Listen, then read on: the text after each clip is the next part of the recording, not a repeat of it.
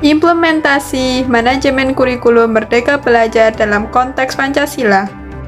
Merdeka Belajar adalah suatu inisiatif pendidikan yang bertujuan untuk meningkatkan kualitas pendidikan di Indonesia dengan memberikan ruang gerak yang lebih luas bagi peserta didik dan pendidik untuk mengembangkan potensi dan kreativitasnya secara mandiri.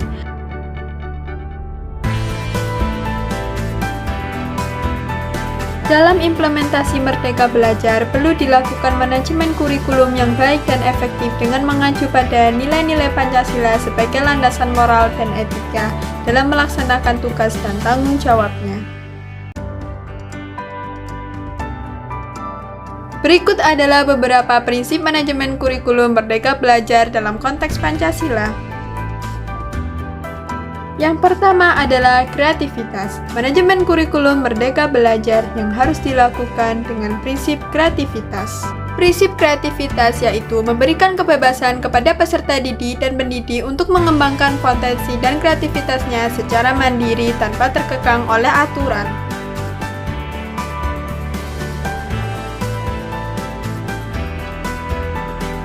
Yang kedua adalah kemanusiaan. Manajemen kurikulum Merdeka Belajar juga harus dilakukan dengan prinsip kemanusiaan.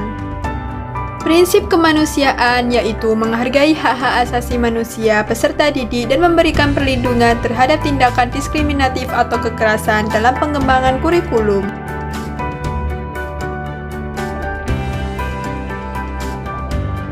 Yang ketiga adalah demokrasi. Manajemen kurikulum Merdeka Belajar juga harus dilakukan dengan prinsip demokrasi. Prinsip demokrasi yaitu memberikan kesempatan kepada peserta didik dan pendidik untuk berpartisipasi secara aktif dalam pengembangan. Peserta didik dan pendidik harus diberi kesempatan untuk menyampaikan pendapat dan aspirasinya, serta terlibat dalam pengambilan keputusan yang berkaitan dengan pengembangan kurikulum.